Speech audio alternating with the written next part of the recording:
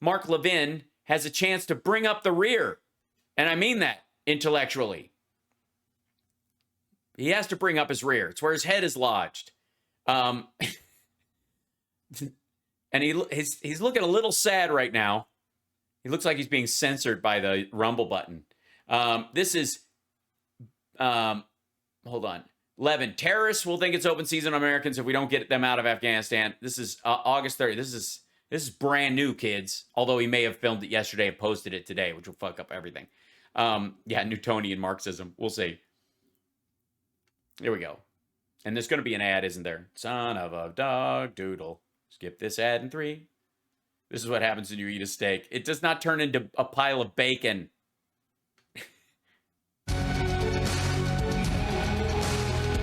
Life. Liberals and Levin. By the way, is it lost on anybody that Mark's show, Life, Liberty, and Levin, the part that he excises is the pursuit of happiness? Just saying. Mark is your pursuit of happiness.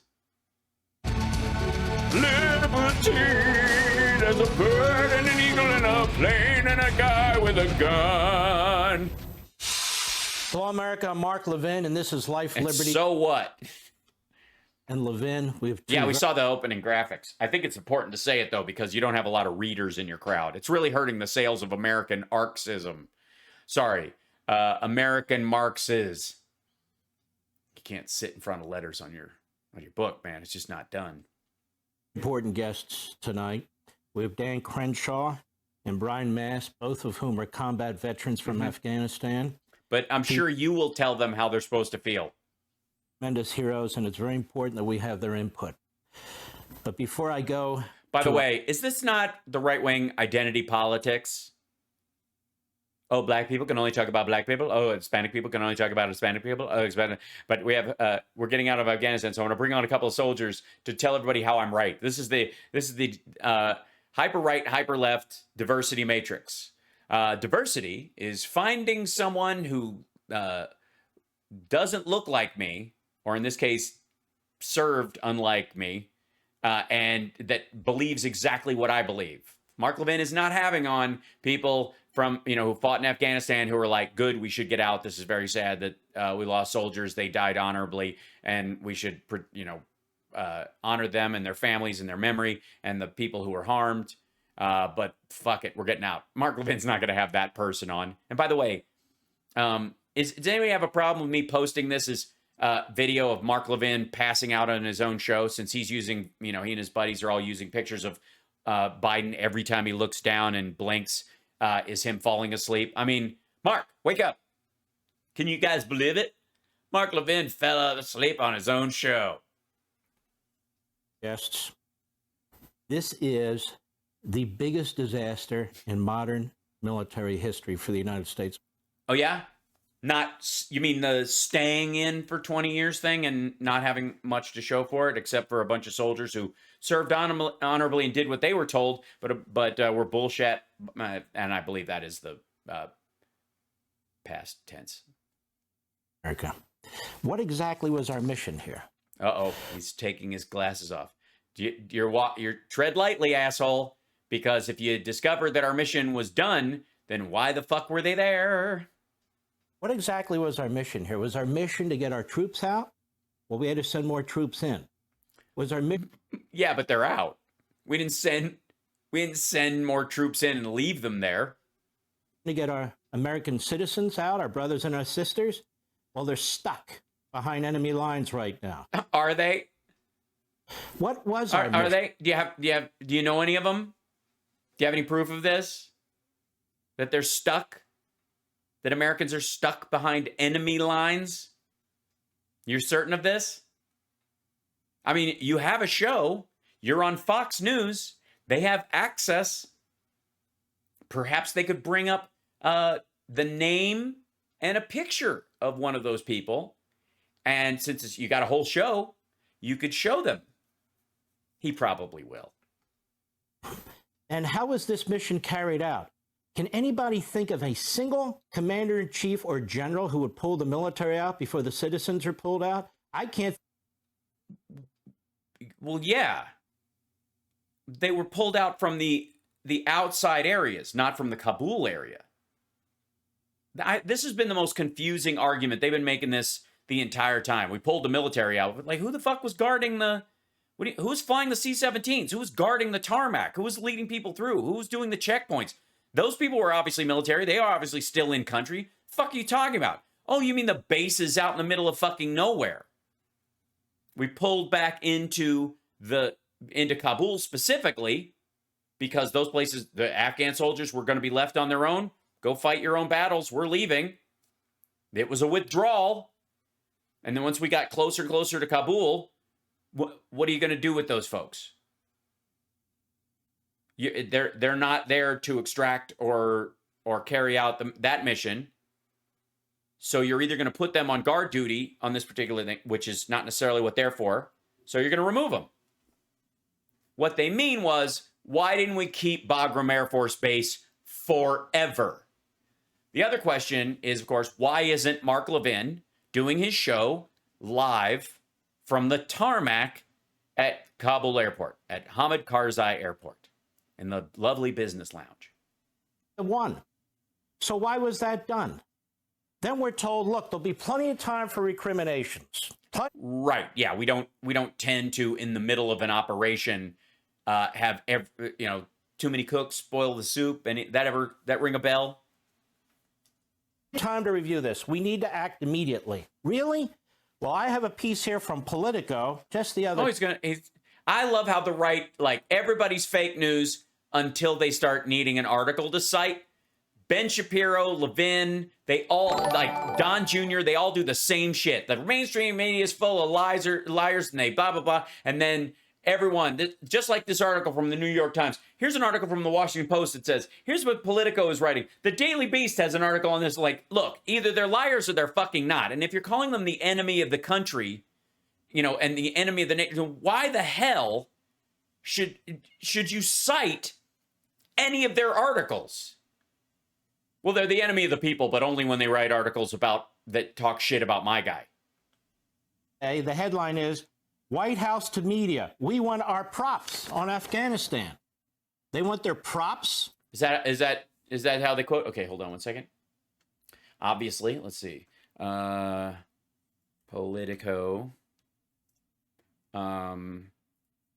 White House want our props.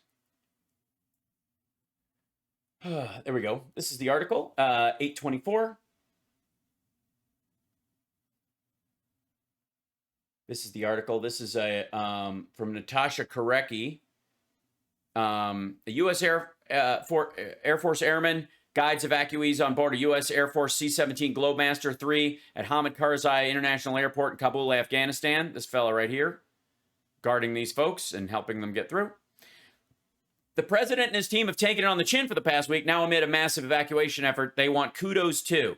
In the span of a week, let's see, top Biden administration allies have been aggressively touting the success of their evacuation efforts in the war-torn country, offering frequent updates on the number of evacuees. They framed the operation as historic, in line with the Berlin airlift, declared that they're overperforming on their metrics, and trumpeted the president as defying expectations. It's startling. It's a startling 180 from the defensive crouch Biden and his team occupied just days ago, one that reflects a sense of combativeness that has emerged in the West Wing as they sort through the first major sustained crisis of the administration. Sustained? Really? Because it's done.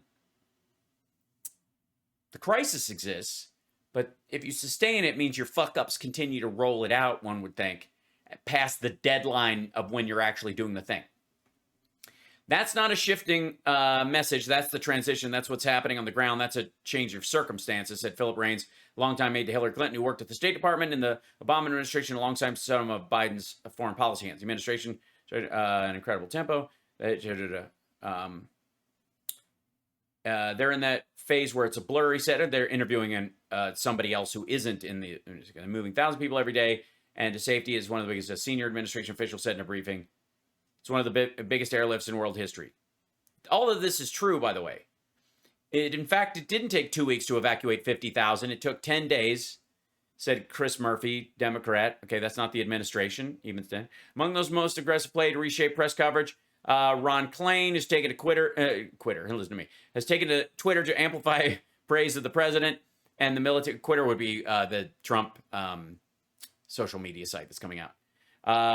Calling it the best run evacuation from a war America lost. That's what Lawrence O'Donnell said. Again, he's not in the administration, but please keep telling me what the administration wants in your article that is quoting other people saying what, stuff about it. President Biden defies expectation again. Democratic National Committee blasted it out. Okay, for critics of the administration. Let's see. For Biden's defenders, however, the evacuation resembles a truly concrete achievement and underscores a new reality that deserves broader recognition.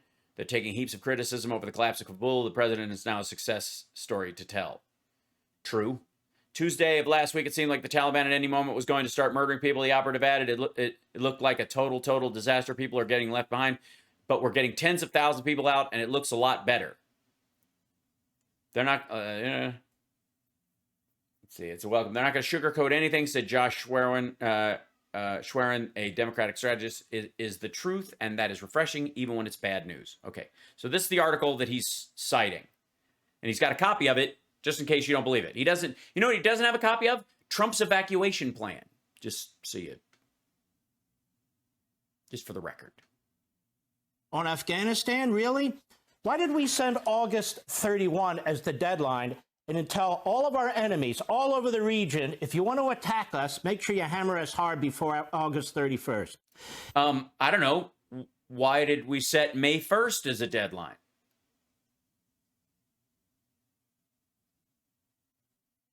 Why did we create a situation where we basically created the Alamo, the Kabul airport, no exterior defenses or offenses for that matter, where we're kind of huddled down, we have tremendous... Yeah, Mark Levin is yet another one of these assholes who thinks what we should have done, instead of getting everyone out through an airport that was 4 minutes away or a 30-minute walk with all your shit from the American embassy,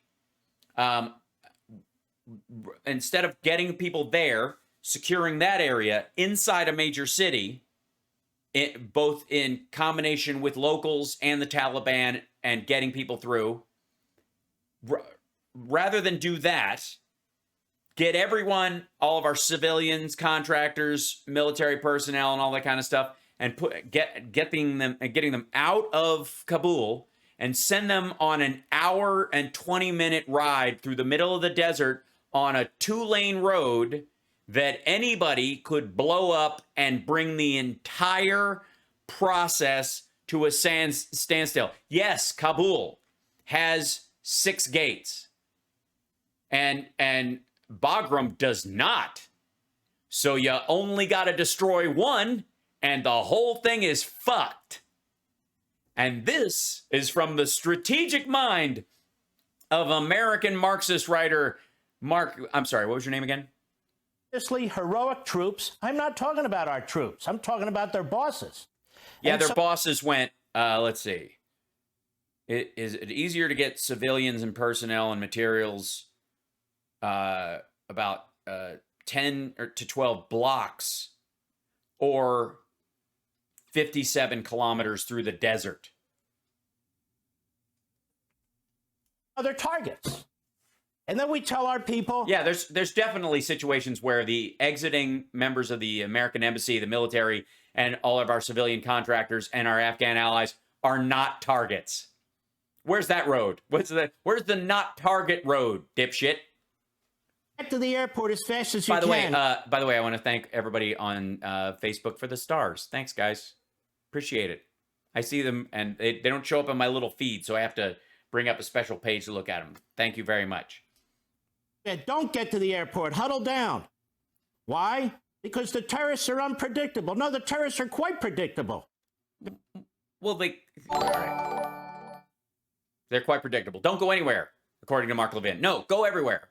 Look, if they're going to bomb anyways, you might as well go make a run for it. No, don't go right now, because we actually have word on the ground that they were on the road that you would be walking. I don't know, you might not, no, but just go anyways. I mean, what do they know? They're just the military commanders. They don't know shit. To attack us. Now we have another line out there. ISIS and the Taliban don't get along. Right. That's not a line. That's true. ISIS and the Taliban don't get along? Yes. ISIS and the Taliban don't get along. Gee, I kind of remember a week or two ago when the Taliban took over the country. They took over the Bagram Air Base. What did they do? Did they take over the Bagram Air Base? Where is Bagram? What's one of the first things they did? They emptied their damn prison of 5,000 prisoners, and those prisoners included what? Not just Al-Qaeda, but ISIS, fighters. No, they released their guys. The folks, they specifically broke their guys out. The other dudes that scattered, they didn't give a shit who they were. They didn't know that they were ISIS or not, or just petty thieves. They didn't give a fuck. They were there to break out their soldiers, and they were in the middle of a march across the goddamn country. They didn't check. They wouldn't bother. They figured they'll kill those guys later. The important thing is we've gotten out our brothers out of jail, and therefore they will join us in our valiant fight against the heathens or whatever the fuck. This is just stupid. And so now we're supposed to believe that the Taliban's the good guy. No, no one is saying the Taliban's the good guy.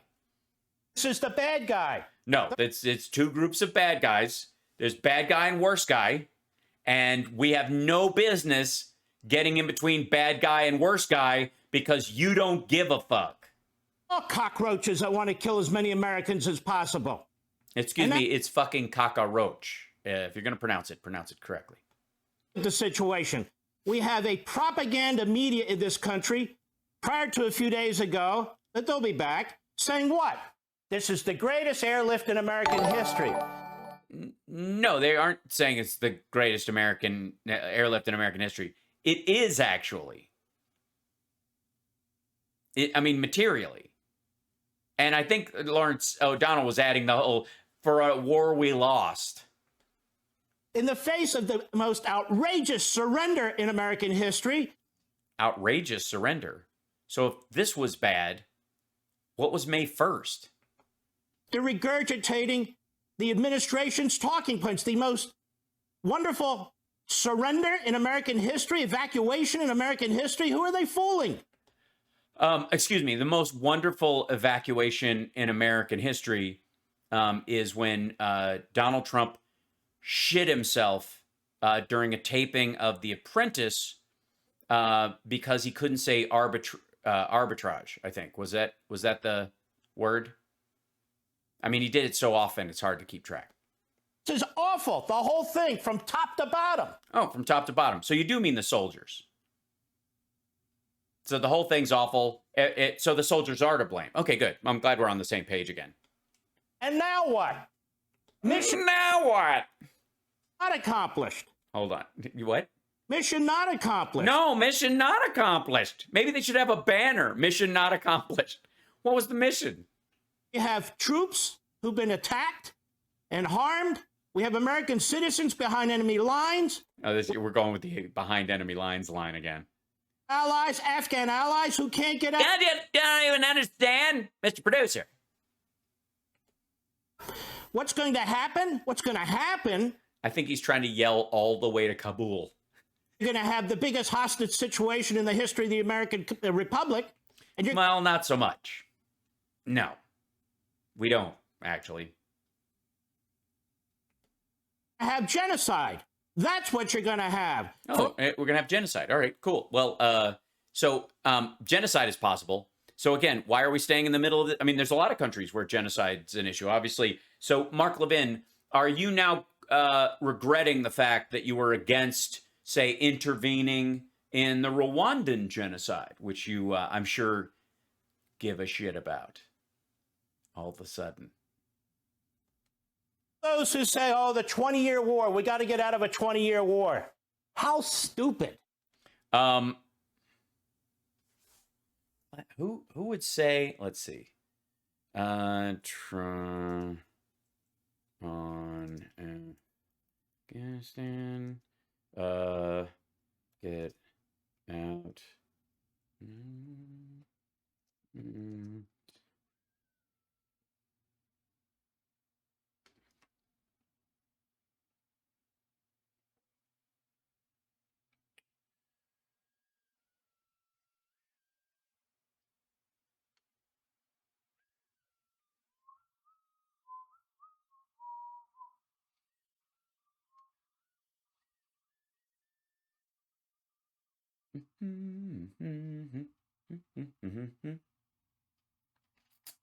see. Is there a video? Yeah, bring this guy up. 1 second, if I may. Afghanistan. Hold on. Let's see. Who would say such a thing? Mark Levin. Who would say such a thing? Let's see. I don't know what. I wonder what this fellow says. Afghanistan is a total and complete disaster. Yeah, but in fairness, this is from before he was president and was posted in 2017. So nothing. I mean, a lot's changed. What are we doing? We have all of these horrible events taking place there. We can't even run our own country. We don't build our schools. We don't build our highways. We don't build anything anymore. Yes, it seems like we're always in infrastructure week. What's wrong with us? What's wrong with our leadership? And now we have Afghanistan, where a man loses his mind and goes around on a killing spree, and the world hates us for it. What is going on? Money should be spent in our country. We should rebuild our country. And we should also, by the way, reduce our $16 trillion in debt. Let's get with it. Get out of Afghanistan. Let's get with it. By the way, he would go on to double the deficit when he took over from Obama. Just saying. And we've wasted billions and billions of dollars, and more importantly, thousands and thousands of lives, not to mention all of these young men and women that come home and they really have problems. Dude can't even bring himself to talk about the physical injuries. So let's get with it. We need leaders that know what they're doing. How does a man named Rick Santorum lose his Senate seat by the highest margin, the largest margin in the history of the modern... I forgot about this. We should have played this during the Rick Santorum piece earlier. Ouch. We got to get with it. That's right. Folks, we got to get with it, Daddy-O. Get out of the, we got to cruise out of this Afghanistan thing. People, get with it. The United States Senate 18 or 19 points and then decide, I think now I'm going to run for president. It doesn't work that way. You're supposed to be of great achievement, of great success, of great wins, not of great loss. Well, you can't always judge that from when you actually, as I guess, become. Once you have a record as someone, then maybe, just maybe. Hold on, I'm looking for something. See if I can find this. The problem is with my long hair, it makes some of these more difficult to do.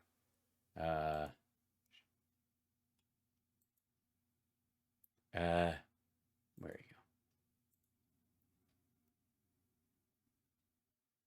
Why does that not work? Hold on. Crap. Never mind. Go ahead. At some point, the Republicans have to get smart. They'll choose with it. The phrase you're looking for is with it. Romney. He's going to be a great candidate, and he's going to be a great president. Let's stop this. This is just... Holy shit. Wait, what? Going to be a great candidate. Success of great wins, not of great losses. At some point, the Republicans have to get smart. They'll choose Mitt Romney. He's going to be a great candidate, and he's going to be a great president. Wow, I'd forgotten about that. I was like, did he really say that, or did I just smell burnt toast? This is just a lineup of like shit he was wrong about and shit that he pretends he wasn't right about now because he was wrong about it presently. Let's stop this. Let's stop it. Just admit it. Mitt Romney kicks ass. Absolute craziness. There's no reason for Santorum to get out because what's he going to do afterwards? Look, it's time. You have to choose your candidate. The candidate should be, in my opinion, Mitt Romney. What? This is just so weird. Now, he'll go out. I forgot. This is when Mitt Romney said he had binders full of women, and Trump thought that by sucking up to him, he'd get to take a peek. very well against Obama. I think he's going to beat Obama. The polls are indicating that he's going to do very well. Well, you will come to not put so much faith in polls, per se. Very, very close right now. Oil prices will make it, in my opinion, impossible for Obama to win. So everything's a reboot? We're just going to watch this? This is the same shit he was going to say about Biden. He said about Biden when he was running and yeah. Here's Mitt Romney, Rick Santorum. You may be a nice guy or you may not be a nice guy. Frankly, I don't care. Get out of the race. We've got to get going. You've got to start criticizing President Obama. We can't do this circular firing squad thing. The world is laughing at us. We've got to make them stop. The world is laughing at us. We got to make them stop. Well, interestingly enough, you provide a lot of laughs, mostly titters and derision, but sure. People have been asking the other night on The Apprentice why I fired 2 people. Well, because it's done so well, NBC decided to have 18 celebrities, which is the most we've ever had, and 15 shows, which is the most it's ever had. So at some point, when you have 15 shows and 18 celebrities, I had to fire 2. So that's why I fired. Yeah, it's good that you answered that. We were all worried. You mean the producers fired 2? He's never fired anybody on that show. Michael Andretti, and at the same time, Adam Carolla. They're both good guys. They did a good job, but it was their time. Jesus Christ.